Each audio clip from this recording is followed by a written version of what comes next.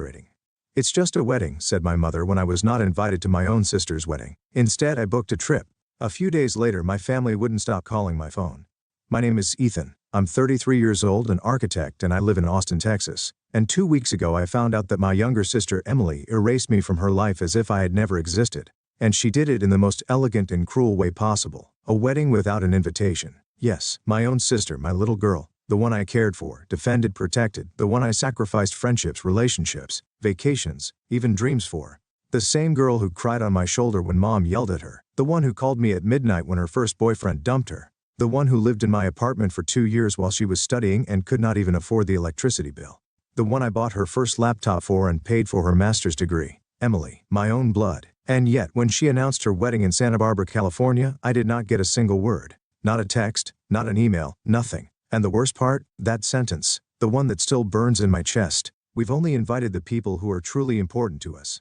She said it on Instagram, in a story, using that sweet tone she always used to manipulate everyone. With her fake smile, wearing her trial white dress, romantic music playing in the background. And yes, I saw the names. All the distant cousins, her high school friends, her old literature teacher, even a great aunt who lives in Brazil. Everyone except me. Me. When I asked mom, because of course I asked, even with a lump in my throat and shaking hands, she just gave me this in that cold, superior tone she always uses. Oh, Ethan, don't make it bigger than it is. It's just a wedding. Just a wedding. As if I did not know what that really meant. As if it did not hurt that after everything, after years of being her shield, her shoulder to cry on, her personal bank, I was not even worthy of being among the important ones. That was the moment. Not when I saw the guest list. Not when my aunt wrote me asking why I wasn't going. Not when Dad, as always, washed his hands of it. No, it was when my mother, the same one who demanded I sacrifice myself for the good of the family, looked me in the eyes and told me it was just a wedding. That's when something broke, something inside me, something I have no intention of fixing. That night, while the family group chat was blowing up with memes about the wedding prep, I did something I never imagined I would do. I booked a trip to Miami, Florida, first class, Ocean View Resort and Spa, Sea View, just for me. And before closing my suitcase, I posted a story. A glass of champagne, sunset, feet in the pool. Sometimes family isn't where you were born, it's where you finally feel at peace. 20 minutes later, I had 8 missed calls, and that was only the beginning. Miami welcomed me with sun and silence, a different kind of silence, not the one that comes with family indifference, not like those dinners where everyone talked over me as if I did not exist. This was the silence of peace. During the first few days, all I did was walk on the beach, swim, drink white wine, and watch the sea swallow the sun. I turned off notifications. Forgot about the family group chat titled Emily's Wedding, but the past has long arms and family even longer. Day 3. I decided to check my phone. 48 messages. 11 missed calls. A new post from my sister with the caption, counting down the days with the people who truly matter. And there they were. Cousins, distant uncles and aunts. Even one of her high school teachers. Who wasn't there? Me. The one who basically raised her while our parents were always working. The one who paid for her master's degree. The one who endured her breakups, her dramas, her silences. That same day, my mother sent me a message. Sweetheart, don't take it like that. It's just a wedding. Don't be dramatic. Just a wedding. As if it didn't hurt. As if I didn't understand that what Emily really meant was, you're no longer part of my circle. You don't bring me prestige. You're of no use to me. And that was when I posted the first photo. Me in the hotel's infinity pool, holding a glass of champagne, with the caption, sometimes walking away is the only way to breathe again. Hashtag new life, hashtag no filters. Day 5. My Aunt Margaret, the only one who ever showed a bit of warmth, called me. Ethan, sweetheart, what's going on? Your mother says you're creating a scene on social media. Emily is upset. Upset? Why? Because I'm showing I'm doing fine? Because I'm not crying like they expected? Aunt Margaret sighed. I'm just saying, try not to add more fuel. Your sister is nervous. It's her big moment. Yeah, I replied. Her moment to erase the people who no longer serve her. Day 6. My father, that man who always lived in my mother's shadow, called me. His tone was the usual, diplomatic, neutral, cowardly. Ethan, don't take it personally. These things get complicated. You know how women get with weddings. And why am I the only one who's not there? Why were even the neighbors invited? Because that's what Emily decided. You're an adult, son. Not everything revolves around you, of course. But when something needs to be paid for, when there's a problem, then everything suddenly revolves around me. And then came the final blow, a message from my mother. Ethan, can you co-sign the loan for Emily's new apartment? We're missing your documents for the bank. We already talked about this. They had not talked to me. They had already made the decision for me. As always, as if my salary was part of the family budget, as if my bank account were part of a shared inheritance. And there, with the sun setting over Miami and a glass of wine in my hand, I knew never again. I recorded a voice message for the family group chat.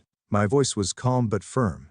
I'm not signing anything, I'm not explaining anything. I'm no one's bank, nor anyone's emotional lifeline. If this is normal to you, I wish you luck, but I'm done. Silence. Then, little by little the messages started rolling in. First Emily, then Mom, even Emily's fiancé, all in the same tone: confusion, surprise, guilt disguised as concern. But I was already gone further away than ever, and for the first time I felt close to myself. All right. The wedding day arrived. Saturday. I was in Miami, having a peaceful breakfast by the sea. Coffee, toast, and zero stress. Meanwhile, back in Santa Barbara, everyone was in full event of the century mode. I won't lie. I was curious. I opened Instagram. The usual. Emily posting 1,000 stories. White dress, bouquet, makeup, walking in with dad like they were super close. Her friends yelling "the most beautiful bride," and the typical background music, probably Ed Sheeran or something like that. All very pretty, very perfect, or so it seemed. Around 12, my phone started vibrating non-stop. First, a message from my cousin Jake. "Dude, did you see this?" Linked to a Twitter thread. I opened it. A video recorded from one of the back pews in the church. Emily at the altar holding her fiancé's arm. Music playing, people clapping. And suddenly the guy freezes. Literally stands still as if something just snapped in his mind. She whispers something, you can't hear it. He replies without looking at her. And without another word he turns around and walks out. Just like that, in front of everyone. A woman screamed. Another started crying. The groom's mother stood up like she had just been punched in the chest. Emily stood frozen, eyes wide as saucers. The pastor had no idea what to do. A security guy tried to stop the groom. He shoved him aside and walked right out the main door. The camera wobbled, fell to the floor. People ran after him. Voices, shouts, total chaos. I watched the video 3 times. I could not believe it. I thought, this has to be a joke, a setup, but no. 3 different accounts posted it, all from different angles. It was confirmed. The wedding crashed and burned right at the altar with 150 guests watching. And of course what followed was predictable. A message from Aunt Susan. "Ethan, please answer. Emily is a mess. We need you to come." Excuse me? Now I'm part of the family again. Now I'm useful? After not even being invited to the wedding. After Emily publicly stated only the important people would attend, I left the message on read. Then my mother, "Please Ethan, this has been a disaster. You have no idea what has happened. Your sister needs you." I didn't reply either. A little while later I got a voice message. It was Brandon, my cousin Jessica's husband. "Bro, you wouldn't believe the mess. The groom found some messages between Emily and her ex. Total madness. They were recent, like 2 months ago. Someone showed him right before the ceremony. It wasn't random. He had it printed, paper in hand, threw it in her face in the dressing room, said something like, "This is what I'm getting into if I marry you," and left. Boom. And that's when I remembered that time Emily called me at 2 in the morning crying because her ex had left her for someone else. I got in the car and went to pick her up. Said nothing. Just drove. I spent an hour listening to her say nobody understood her. I made her soup, let her sleep in my bed. I took the couch, and 2 days later she got back with that same guy, and she never even thanked me. So no, I wasn't surprised she kept messaging him, and I wasn't surprised someone found out and threw it in her face on her wedding day. And honestly, I didn't feel sorry. I felt angry, because I know that if things had gone well, they wouldn't have even remembered I existed. I spent the afternoon at the spa, massage session, sauna, total relaxation. I posted a photo, me in a robe, drink in hand, turquoise ocean in the background. Less drama, more massages, self-care not available, total silence. I turned off my phone. No vibrations, nothing, no more. No more Ethan will fix it. No more Ethan help us. No more being the emotional crutch for a family that only sees me when I'm convenient. And while everything was burning down back in Santa Barbara, I slept like a king for the first time in years. I went back to Austin a week after the wedding, not out of nostalgia, not for family. I had things to wrap up, had to empty out the apartment, handle paperwork, the bare minimum. I did not answer a single message. I did not open even one of the 80 unread WhatsApp messages waiting for me. I read a few from the lock screen. Emily is devastated. Mom won't stop crying. Don't be cruel, cruel. Me. After they erased me from the wedding like I never existed. After years of putting up with everything and swallowing every humiliation in silence. Now I'm the cruel one. Well, yeah, if that's what being cruel means, then call me cruel. I went to the law office. I removed my parents as beneficiaries from my accounts. I updated my will, and I closed that account my mother used for family things that always magically ended up paying for something for Emily. That same day I got a message from her. "Ethan, the grocery card isn't working. Did something happen with the account?" I replied, "Account closed, nothing else." I did not feel like giving explanations, and then came the part that always happens when you start setting boundaries. Someone shows up in person. My mother came without warning. Doorbell, 8 in the morning. I was still in my robe, coffee in hand. I opened the door and there she was, with that face she puts on when she wants you to feel sorry for her. "Ethan, are you really going to do this? We're your family." I didn't answer right away. I just stared at her. It was hard not to laugh at the performance. Just a few months ago she made me feel awful for saying I was exhausted from work. One night I remember, I showed up at my parents' house for dinner. I was worn out, my head literally hurt from stress. I told them I might need to take some time away, that I felt like no one was listening to me. You know what she did? She looked at me, laughed and said, "Oh Ethan, don't start with your drama. Always so dramatic." That sentence destroyed me. I kept it inside. Like always. I smiled again, like always. But that night, I knew I could never show my real self in that house. I had to be useful, strong, available back at the door. So now I'm family. After I wasn't important enough to have a chair at the wedding, she stayed quiet. "Emily is really bad, Ethan. She's in bed, she won't talk to anyone." That's not my problem. It hurt to say it, I won't lie, but it had to be said. "Your father is very worried." And where was he when you all decided I wasn't even worth a seat in the church? Nothing. Silence. "I'm tired," I told her. "Tired of always being available for you, of paying, of holding everything together, of rescuing everyone. But we're your family." "No. You used to be my family. Now you're just people who share my last name. Nothing more." I closed the door. Not in a dramatic way. I just closed it. Period. 2 weeks later I left Austin. I moved to San Diego. A new apartment. Small but peaceful. Remote work. Simple routine. No one bothering me. I did not tell anyone. There was no goodbye dinner, no final conversation. I just left. The same way they left me out of their perfect wedding. And ever since then I sleep better. My phone no longer wakes me up with, "Ethan, can you do me a favor?" I no longer have to explain how I spend my money. I no longer have to pretend I'm okay just to avoid being called dramatic. Now I finally live in peace without guilt, without regret, without them. 6 months went by. 6 months without emergency calls. 6 months without "Ethan, can you?" 6 months without having to swallow everything in silence. And for the first time in my life, peace. I am not saying it was easy at first. The first few days in San Diego felt strange. I would wake up expecting someone to need me, like a reflex. But after a while the silence began to feel good. I would wake up, make coffee, work in peace. No one expecting me to fix their mess. No one telling me I was overreacting. I was living for myself and that I had never done before. 3 weeks in, the first attempt at reconnection arrived. A message from Emily. "Hi, I know I have no right, but I just wanted to say I'm sorry." I read it, left it there. 2 hours later, another one. "I made a lot of mistakes. I needed you that day. And I needed you after. But you were cruel too." And I laughed. "Me? Cruel? After you erased me? After years of using me for everything you needed, and then ignoring me during the most important moment of your life?" I didn't reply, and it wasn't out of pride. It was out of dignity. Then Mom, she sent me an email, a simple email. "Son, we all make mistakes. What matters is forgiveness. Family is all we have. No, what we have are choices, and I made mine." A month later, I ran into them by accident. I was in San Diego sitting at a cafe terrace having a drink with a friend. Mom, Dad, and Emily were there for the weekend to unwind. They saw me. Emily looked down. Dad waved awkwardly. Mom walked over to my table. "Ethan, are you not going to say hello?" "I'm busy." "You're not even going to talk to your sister? Did she talk to me before cutting me out?" Silence. "What do you want me to say, Mom?" "That I'm happy to see you. I just want us to be a family again." And I said it straight. I already have a family. The people who respect me, the ones who don't use me. You had your chance.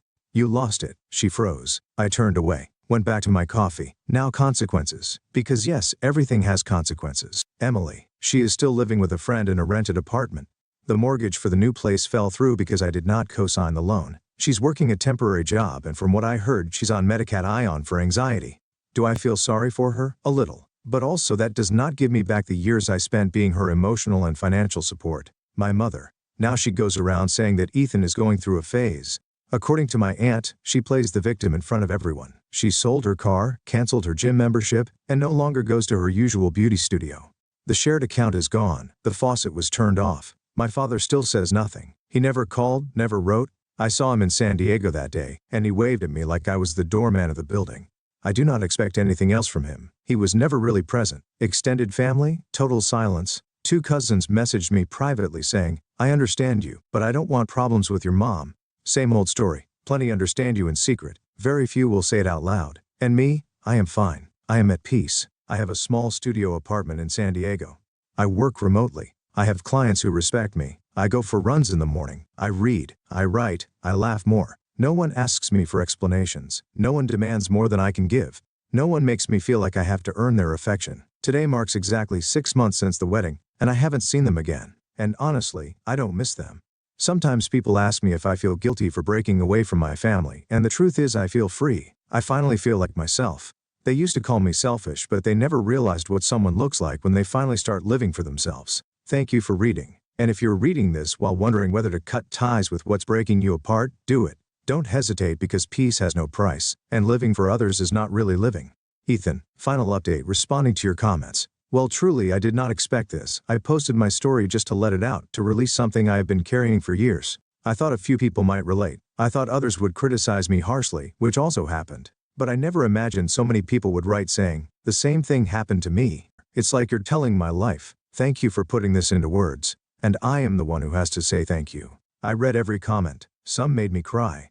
Yes, believe it or not, I cry too. Others made me angry, I admit it, and many made me remember things I had buried deep, covered with that typical phrase. It's not that big of a deal, but it was. It really was. And that is why I am writing this final update, because I want to respond to a few messages that kept showing up. But they're your family. One day, you'll regret it. I've been hearing that since I can remember. As if sharing blood gave someone a free pass to do whatever they want to you.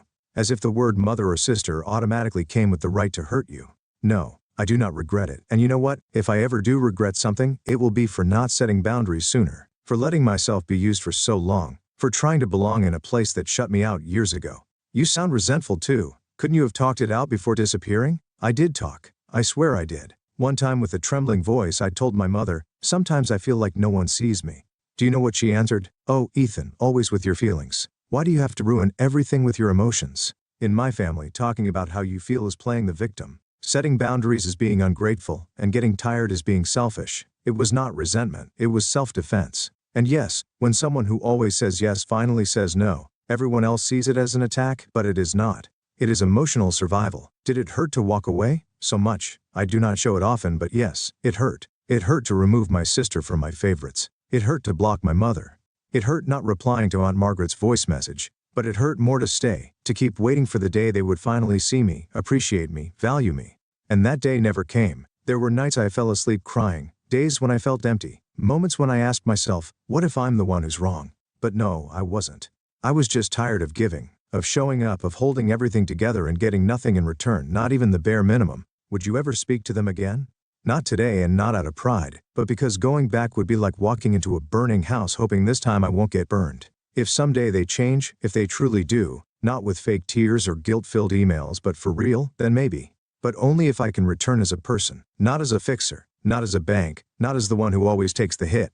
I want to thank everyone who commented with empathy. To those who shared heartbreaking stories that left a lump in my throat. To those who told me, I believe you, even if it hurts. And also, thank you to those who criticized. Not all of it came from a bad place. Some of you helped me see things from another angle. But if you, the one reading this, feel invisible in your own family, if you feel like you're constantly giving and no one sees you, if you think speaking up is making drama, that crying is being a burden, and that setting boundaries is being selfish, you're not crazy, you're not the problem, and you're not alone. It's not selfishness, it's self-worth. And yes, at first it hurts, but after that you breathe.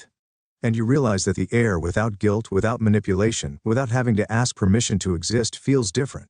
Thank you for reading me. Thank you for letting me share all of this. It helped me more than you can imagine. Ethan. Thank you for watching. Like, share, and follow.